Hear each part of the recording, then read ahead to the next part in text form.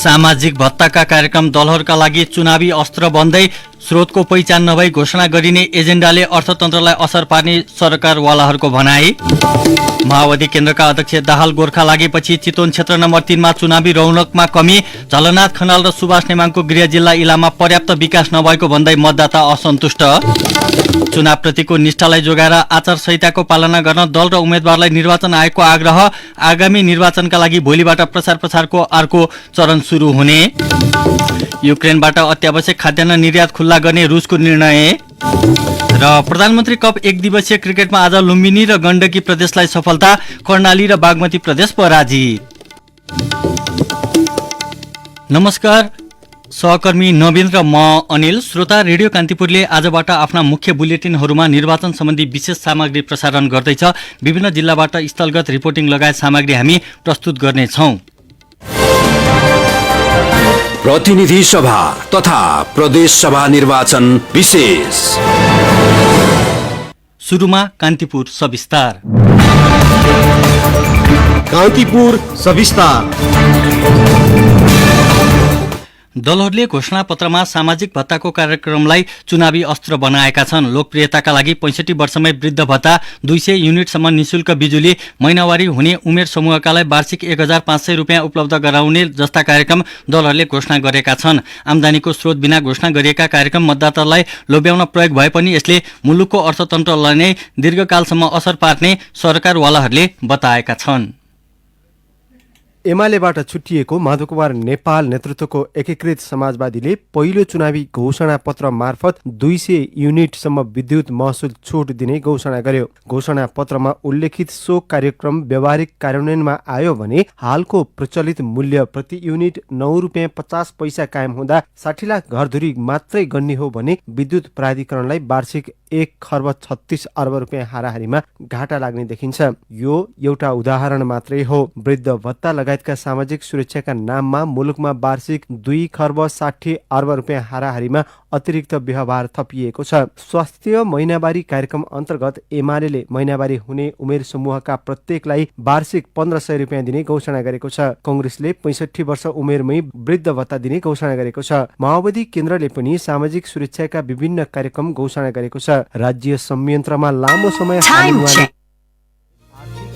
ख्यालै नगरी स्रोत बिनाका महत्वाकांक्षी कार्यक्रम घोषणा गर्दा यसले मुलुकको अर्थतन्त्रलाई गम्भीर हानि गर्ने पूर्व अर्थ सचिव रामेश्वर खनालको तर्क छ। यसको आर्थिक भार कति पर्छ र मुलुकको अहिलेको हाम्रो क्षमताले धान्न सक्छ कि सक्दैन, र धान्न नसकेको कारणले हामी कतै जसरी श्रीलङ्का एउटा आर्थिक संकटमा पर्यो, वित्तीय संकटमा पर्यो, त्यसै गरी भोलि सरकार चलाउँदै गर्दा हामी आफ्नै सरकार भएको बेलामा पनि आर्थिक संकटमा पर्छौँ कि भन्ने कुरा अनुमान नगरेको हो कि भन्ने देखिन्छ। कार्यक्रमहरू प्रस्ताव गर्दाखेरि त्यसको लागत कति पर्छ, त्यसमध्येमा नेपाल सरकार स्वयंले कति बिहोर्ने हो र नेपाल सरकारको स्रोतले नभ्याउने अवस्थामा तपाईँले कहाँबाट ल्याउने भन्ने कुरा, अथवा तपाईँहरूले करका नयाँ प्रस्ताव गर्नुभएको छ कि भन्ने कुनै पनि घोषणा पत्रमा तपाईँले हेर्नुभयो भने करका राजस्वमा परिवर्तन गर्ने राजस्व नीति छैन। आन्तरिक राजस्वको झण्डै 25% सामाजिक सुरक्षाका नाममा खर्च हुने गरेको छ। राजस्वले सरकारी कर्मचारीको तलब नै धान्न नसक्ने अवस्था छ। सरकारको सार्वजनिक ऋण नै अहिले 19 खर्ब हाराहारीमा छ। एकातर्फ ऋण खोजेर देश चलाउनु पर्ने, अर्कोतर्फ अर्बौं रुपियाँ सामाजिक सुरक्षा भत्ताका कार्यक्रममा दलीय होडबाजीले देशको अर्थतन्त्रलाई गम्भीर सङ्कटतर्फ धकेल्ने जोखिम बढेको अर्थविदहरू बताउँछन्। पुनः खनाल, आम नागरिक भनेको आश्रित हुन चाहन्छन्, उनीहरूलाई आर्थिक सहयोग चाहिन्छ, त्यो भयो भने खुसी हुन्छन्। आम नागरिक आफ्नो मेहनतको कमाइमा आश्रित हुन चाहन्छ, आफ्नै कमाइमा ऊ चाहिँ निर्भर रहन चाहन्छ भन्ने मानसिकता आम मानिसमा छ भन्ने नेताहरूले बताउनुहुन्न। उहाँहरूले के बताउनुहुन्छ भने आम मानिस भनेको निरीह हो, निसहाय हो, उसलाई राज्य र सरकारले सहायता गरिरहनु पर्छ, उनीहरूको आफ्नो सामर्थ्य कुनै दिन छैन भन्ने विश्वास गर्नुहुन्छ। भौतिक पूर्वाधार निर्माण, शिक्षा, स्वास्थ्य, सामाजिक सुरक्षा जस्ता विषयमा राज्यको रणनीति र योजना आयोगको 15औं वार्षिक योजना अन्तर्गत हुनुपर्ने हो। तर दलहरूले विकासको ठोस योजना भन्दा पनि वितरणमुखी कार्यक्रम घोषणामा प्रतिस्पर्धा गरिरहेका छन्। वितरणमुखी चुनावी कार्यक्रम मतदातासँग प्रत्यक्ष जोडिने भएकाले पनि दलहरू सस्तो लोकप्रियतातर्फ केन्द्रित हुने गरेको अर्थविद डाक्टर रेशम थापाको तर्क छ। केन्द्रीकृत वितरण प्रणालीले संघीय व्यवस्थामाथि समेत प्रहार गरेको डाक्टर थापाले बताए। जुनसुकै विचारधारा बोक्ने राजनीतिक पार्टी भयो भने पनि यो वितरणमुखी कार्यक्रमहरूलाई चाहिँ प्रचार प्रसार गरिँदो रहेछ। साधन स्रोत कति हुने, राजस्व कति हुने र यसको उत्पादनमूलक क्षेत्रमा कसरी लगाउने र कति लगाउने र अनुत्पादकमूलक क्षेत्रमा कति लगाउने र कसरी लगाउने भन्ने बारेमा एउटा व्यापक छलफल नहुने गरेको राजनीतिक पार्टीभित्र। अब यो वितरणमुखी केन्द्रले बाँडेर हुने भन्ने होइन नि, हामीले सोचेको राज्य पुनर्संरचना र एक कार्यकाल सकिसकेर दोस्रो कार्यकालमा गएको जुन गणतन्त्रको अवधि छ यसको बुझाइ त के हो भन्दा चाहिँ लाद्ने केन्द्रले बाँड्ने मात्रै होइन नि, कतिपय स्थानीय सरकारहरू छन्, त्यो बारेमा पनि कहीँ न कहीँ संहिता प्रतिको इमानदारिता कम भएको पनि हो। मुलुकले अहिले भोगिरहेको समस्यामाथि केन्द्रित भन्दा पनि राजनीतिको क्षणिक लाभका लागि दलहरूले प्रचारमुखी कार्यक्रम ल्याइरहेको विश्लेषण भइरहेको छ। एउटा चुनावमा गरेको बाचा पूरा नगरी अर्को चुनावमा जाँदा जनताले दण्डित गर्ने व्यवस्था नहुँदा समस्या भएको राजनीतिक विश्लेषक एवं प्राध्यापक कृष्ण खनाल बताउँछन्। गम्भीर बाचा हो, पूरा गर्न सक्ने कुरा गरिसकेपछि अर्को चुनावमा त्यसको परिणाम जनताले मतदाताले देखाउनु पर्ने हो। हामी कहाँ त्यस्तो कुनै बन्न सकेका छैन। यो आउँछ जान्छ, यो दसैँ तिहार जस्तो आउँछ, त्यही बेलामा जे जति भनिन्छ मेलामा चाहिँ नि ल यस्तो छ यस्तो छ हाम्रो कार्यक्रम भनेर मेलाका चाहिँ विभिन्न चाहिँ आकर्षणहरूमा त्यो दर्शकलाई तान्ने जस्तै हो। आफ्ना नागरिक प्रति राज्यको दायित्व बढाउनु, राज्यले संरक्षण गर्न खोज्नु सकारात्मक भए पनि मुलुकको आर्थिक अवस्था नै नबुझी लोकप्रियताका लागि सस्ता कार्यक्रम घोषणा गर्नु चुनावी स्टन्ट मात्रै हो। विकास र समृद्धिको ठोस योजना बिनै गरिएका प्रचारमुखी कार्यक्रमको खास अर्थ समेत हुन्न। तर पनि पूरा गर्नु नपर्ने आश्वासनका रूपमा मात्रै चुनावी घोषणा पत्रलाई बुझिने अवस्थाको निम्तो पनि स्वयं दलहरूले मतदातालाई गराइरहेका छन्। रेडियो कान्तिपुरका लागि अनिल परियार। कान्तिपुर सविस्तार।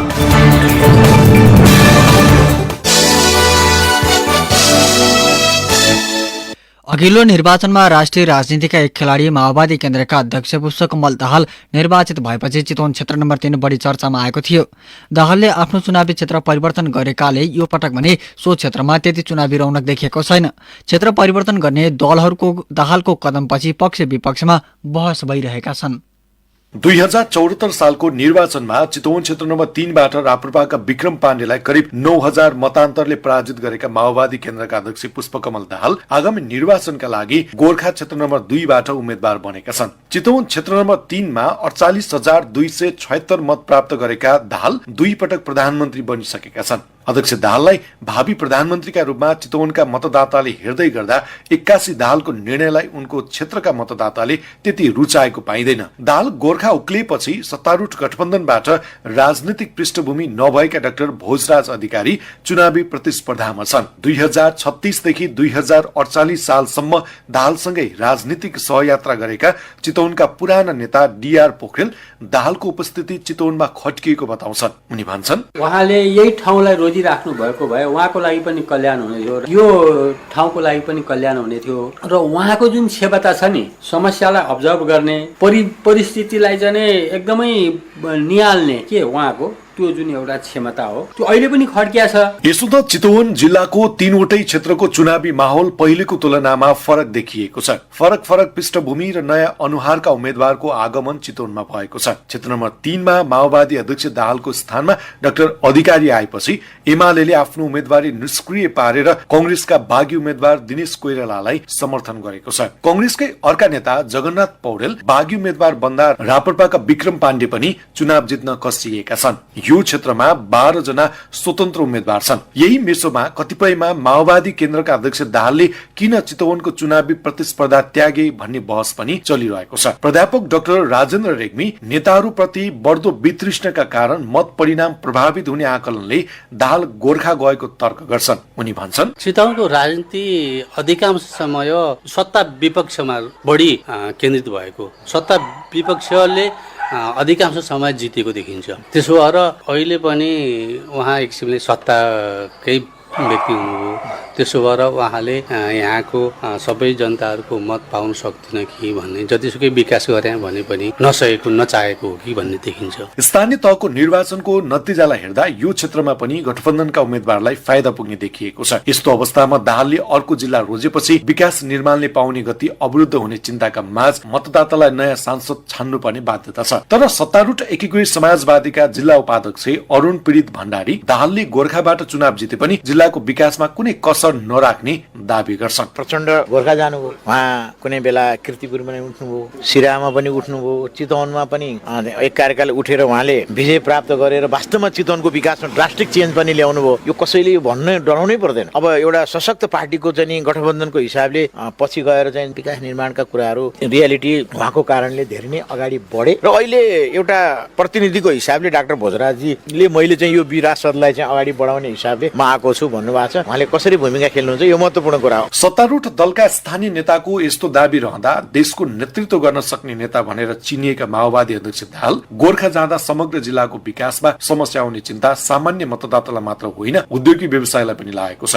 चितवन उद्योग वाणिज्य संघका प्रथम उपाध्यक्ष चिरञ्जीवी सुवेदी भन्छन्, सम्भावित प्रधानमन्त्री पूर्व प्रधानमन्त्री अब यो क्षेत्र छोडेर गोर्खा जानुमा हाम्रो लागि चितवनवासीको लागि वास्तवमा यो अभिशापै हो भन्ने किसिमले भन्नुपर्छ। किनभने एउटा पावरवाला मान्छे अब यहाँबाट जाँदाखेरि यहाँको विकासमा केही कुराहरूमा धक्का पर्ने सम्भावना अब हामीले देखेका छौँ। एकातिर माओवादी केन्द्रका अध्यक्ष दाहालले विगतमा गरेका चुनावी भाषा र प्रतिबद्धता अझै पूरा भएका छैनन् भने अर्कोतिर अघिल्लो चुनावमा आशा र भरोसा गरेर जिताएका उम्मेद्वार अन्यत्र लागेपछि मतदाता माझ असन्तुष्टिका स्वरहरू बाक्लिएको छ।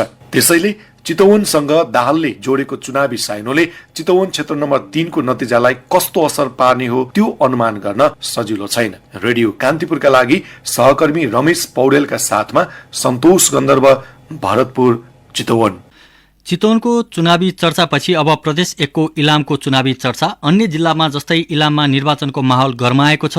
एकीकृत समाजवादीका सम्मानित नेता झलनाथ खनाल र एमालेका उपाध्यक्ष सुभाष नेमाङको गृह जिल्ला भएकाले इलामको चुनावी नतिजाले बढी महत्व पाउनु स्वाभाविक हो। तर अघिल्ला चुनावमा संविधान सभाका अध्यक्ष र मुलुकको प्रधानमन्त्रीलाई जिताएको इलाममा विकास निर्माणलाई लिएर भने आम मतदाता त्यति सन्तुष्ट देखिएका छैनन्। एक रिपोर्ट। दिपा लिम्बू, देउमे नगरपालिका 9 क्षेत्र नम्बर 2 हो।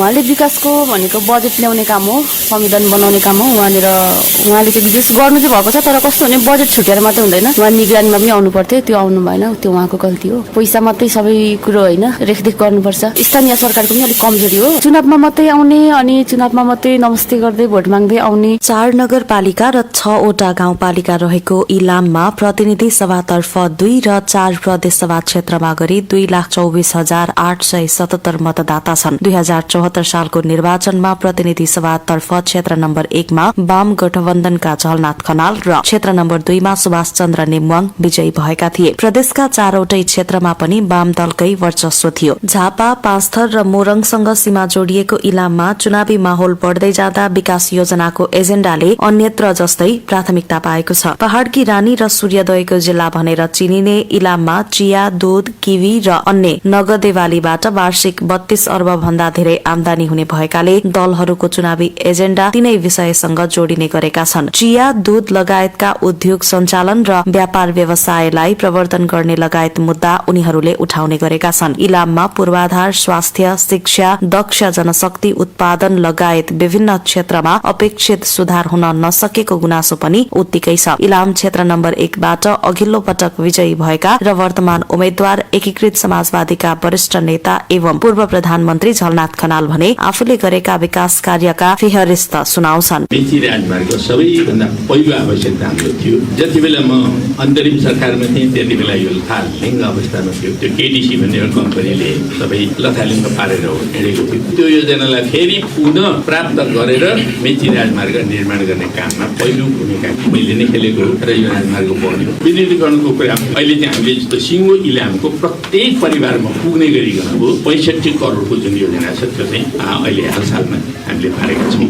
त्यस्तै खानेपानीका योजनाहरू करिब प्रत्येक वार्ड र प्रत्येक पालिका खानेपानीका ठुल्ठुला योजनाहरू इम्प्लिमेन्टेसन भएका छन् र कतिपय इम्प्लिमेन्टेसन भइरहेका छन्। आम जनताका तत्कालिक आवश्यकताका कुरा। सबै पालिकाको केन्द्रसम्म कच्ची मोटर सड़क पुगे पनि पुरै 12 महिना नै मोटर चल्ने अवस्था छैन। त्यस्तै इलाम सदरमुकाममा विमानस्थलको धावन मार्ग उद्घाटन गरेर केही समय ट्विन अटर विमान सञ्चालनमा आए पनि नियमित हुन सकेको छैन। यी विषय चुनावी मसला बन्ने गरेका छन्। छन्। सदरमुकाममा रहेको 50 शैय्याको अस्पताल र 4वटा प्राथमिक स्वास्थ्य केन्द्र सहित 86वटा स्वास्थ्य संस्थाले उपचार सेवा प्रदान गरिरहेका छन्। तर स्वास्थ्य सेवा प्रभावकारी नहुँदा तराईका जिल्ला सहित राजधानी र भारतीय अस्पतालसम्म पुग्नुपर्ने बाध्यता भएको गुनासो हट्न सकेको छैन। त्यस्तै इलाम, पास्थर, धनकुटा र मोरङका बासिन्दालाई प्रत्यक्ष सेवा दिने भेडेटार राकेश सड़क, पश्चिमी इलाम र पास्थरका बासिन्दालाई फाइदा पुग्ने दमक, चिसोपानी, फाल्गुनन्द सड़क, झापासँग इलाम जोड्ने द्रुत मार्गका काम अधुरा छन्। पर्यटकीय विकास र सुरक्षाका दृष्टिले महत्वपूर्ण मानिएको रोङको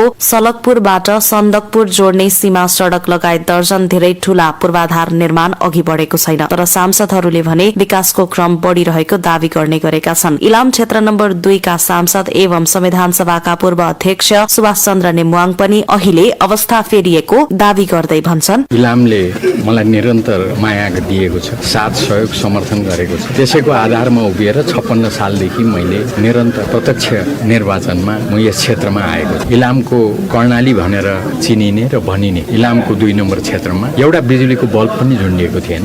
पक्की बाटो होइन, 25 सडक 1 किलोमिटर। इवाङ र आमचोक गरी 2 ठाउँमा टेलिफोन लाइन थिए, तर त्यो बिग्रिएको भत्किएको अवस्थामा। मैले केही उदाहरण बताएँ। यो अवस्थालाई म परिवर्तन गर्छु भनेर म आग्रह गरेको थिएँ। तुलनात्मक रूपमा विकसित मानिएको इलामको क्षेत्र नम्बर 1 सन्दकपुर, अन्तु, कन्याम, पाथिभरा लगायतका पर्यटकीय क्षेत्र छन्। तर यसको समुचित विकास नभएको गुनासो विगतका चुनावदेखि नै सुनिँदै आएको छ। राष्ट्रिय नेताले प्रतिनिधित्व गर्ने जिल्लामा विकासको गतिले तीव्रता नपाएकोमा असन्तुष्टि देखिएका इलामका मतदाताले फेरि एकपटक प्रत्यक्षतर्फ संघीय संसदमा 2 सांसद र प्रदेशसभाका लागि 4 जना सांसद चयन गर्दैछन्। रेडियो कान्तिपुरका लागि विप्लव भट्टराईका साथमा पूजनी श्रेष्ठ, इलाम। कान्तिपुर डायरीमा अब ब्रेकको पालो। ब्रेकपछि अब बाँकी प्रसङ्ग। निर्वाचन आयोगले चुनावप्रतिको निष्ठालाई जोगाएर आचार संहिताको पालना गर्न दल र उम्मेद्वारलाई आग्रह गरेको छ। आयोगमा आज आयोजित पत्रकार सम्मेलनमा प्रमुख निर्वाचन आयुक्त दिनेश कुमार थपलियाले दल तथा उम्मेद्वारलाई आचार संहिता पालनामा जिम्मेवार हुन आग्रह गर्नुभएको हो।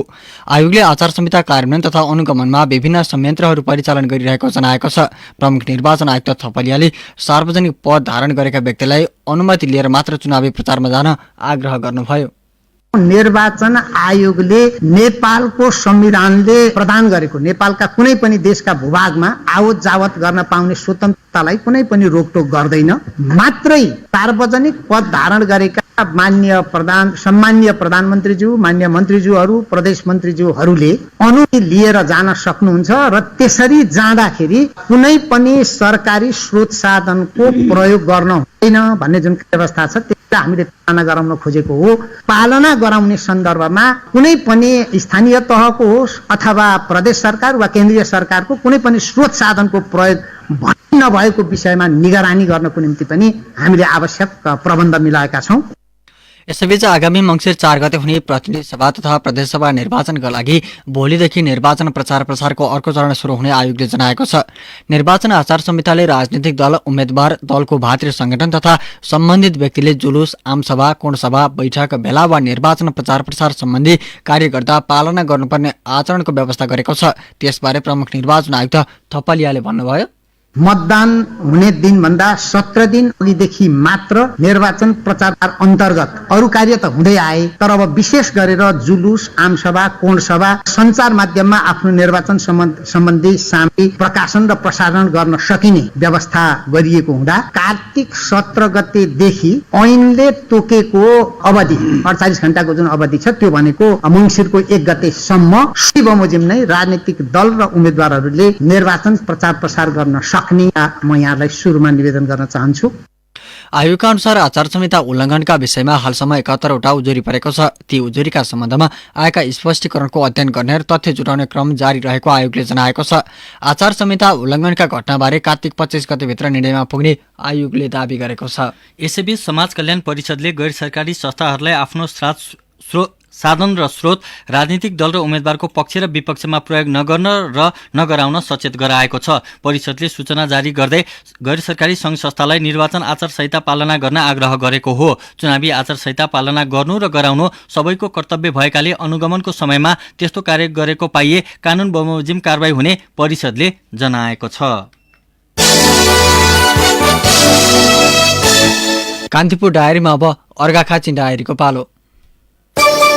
अर्घाखाँची डायरीका साथमा वीरेन्द्र केसीको नमस्कार। अर्घाखाँचीमा 281 मेगावाट क्षमताको विद्युत निकाल्न सकिने नौमोरे बहुउद्देश्य जलविद्युत परियोजना चुनावी नारामै सीमित बनेको छ। पञ्चायत कालबाटै नारामा समेटिएको यो परियोजना सधैँझै यसपटक पनि मङ्सिर 4 मा हुने चुनावका लागि एमाले केन्द्रीय सचिव टोपबहादुर रायमाझी र कांग्रेस केन्द्रीय सदस्य पुष्पा भुषालको चुनावी नारा बनेको छ। अर्घाखाँची र प्युठानको सिमानामा पर्ने सिद्धगंगा नगरपालिका 6 मा रहेको यो परियोजनाको आशामा चुनाव जित्ने आधार उम्मेद्वारहरूले तय गरेका छन्। विद्युत विकास विभागका अनुसार 2044 सालमा तत्कालीन सरकारले खटाएको विशेषज्ञ टोलीले 245 मेगावाट क्षमताको विद्युत निकाल्न सकिने प्रतिवेदन बुझाएको थियो। अर्घाखाँचीमा 2224 राज्यको समयमा राजकाज चलाउने स्थान अर्घा दरबार परिसरमा एशियाले ठूलो भनेर प्रचार गरिएको भगवती देवीको मूर्ति प्रतिष्ठापन गरेपछि तीर्थालुको उपस्थिति बढेको छ। हरेक उमेर समूहका मानिसहरूको सो स्थानमा धार्मिक आकर्षण बढेको स्थानीय बताउँछन्। ऐतिहासिक धार्मिक पर्यटकीय स्थल सुपादेवराली मन्दिरमा आएका पर्यटक पनि सन्धिखर्क हुँदै अर्घा दरबारसम्म पुग्ने गरेका छन्। यस स्थानबाट जिल्लाको सदरमुकाम सहित अधिकांश भूभाग, प्युठान र गुल्मीको केही भूभाग देख्न सकिन्छ। कुखुरा र खसी बोकाको मासुमा अर्घाखाँची आत्मनिर्भर भएको छ। जिल्लामा उत्पादित मासु स्वादिलो र मिठो मान्दै तराईका शहरमा समेत पछिल्लो समय निर्यात भएपछि कृषकहरू उत्साहित छन्। जिल्लामा वार्षिक 58,40,000 रुपियाँ बराबरको कारोबार हुने गरेको भेटेनरी अस्पताल तथा पशु सेवा विज्ञ केन्द्रका प्रमुख विष्णु प्रसाद पौडेलले बताउनुभयो। पछिल्लो समय अर्घाखाँचीमा मातृ मृत्यु दरको संख्या घट्दो छ। घरमा ज्यान गुमाउनेको संख्या 0 जस्तै छ। 3 वर्षमा 3 जनाको अस्पतालमा जाँदै गर्दा बाटोमा मृत्यु भएको थियो। गाउँमै नियमित गर्भवती जाँच स्वास्थ्य संस्थामा सुत्केरी गराउने व्यवस्था भएपछि मातृ मृत्यु दर घटेको हो। जिल्लामा अहिले अपरेसन सहितको 1 अस्पताल सहित 25 वटा बर्थिङ सेन्टर छन्। हस्त अर्घाखाँची डायरी आजलाई यति नै। वीरेन्द्र केसीलाई बिदा दिनुहोस्। नमस्कार। अर्घाखाँची डायरीपछि कान्तिपुर डायरीमा पुनः ब्रेकको पालो। ब्रेकपछि आर्थिक प्रसङ्ग। सरकारले नागरिक उड्डयन प्राधिकरणलाई अमेरिका र स्विजरल्याण्डसँग हवाई सम्झौता गर्न अनुमति दिएको छ। मन्त्री परिषदको पछिल्लो बैठकले अमेरिका र स्विजरल्याण्डसँग हवाई सम्झौता गर्न अनुमति दिएको प्राधिकरणका प्रवक्ता जगन्नाथ निरौलाले जानकारी दिनुभयो। दुई मुलुकसँग हवाई सम्झौता भएमा दुवै मुलुकका हवाई सेवा कम्पनीले एक अर्को मुलुकमा उडान गर्न पाउने भएका छन्। लामो समयदेखि ती देशका हवाई सेवा कम्पनीले नेपालमा उडान गर्न चासो देखाउँदै आएका थिए। नेपालले हालसम्म विभिन्न 40 मुलुकसँग हवाई सम्झौता गरिसकेको छ।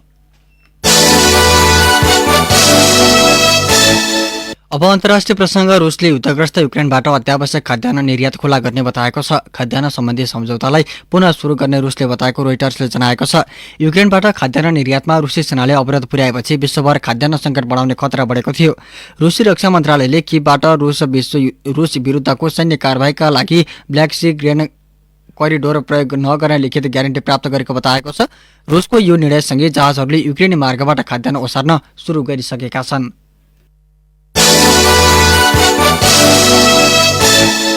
कान्तिपुर डायरीमा अब खेल प्रसङ्ग।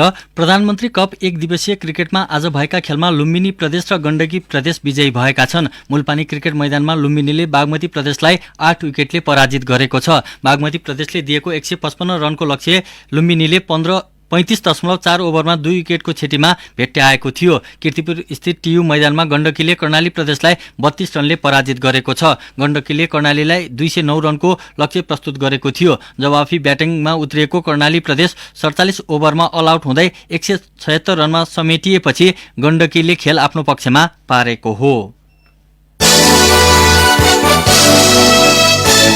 र आइसिसी टी20 विश्वकप क्रिकेटको सुपर 12 अन्तर्गत आज भएको 2 खेलमा नेदरल्यान्ड्स र भारत विजयी भएका छन्। अस्ट्रेलिया स्थित एडिलेड क्रिकेट मैदानमा नेदरल्यान्ड्सले जिम्बाब्वेलाई 5 विकेटले पराजित गरेको हो।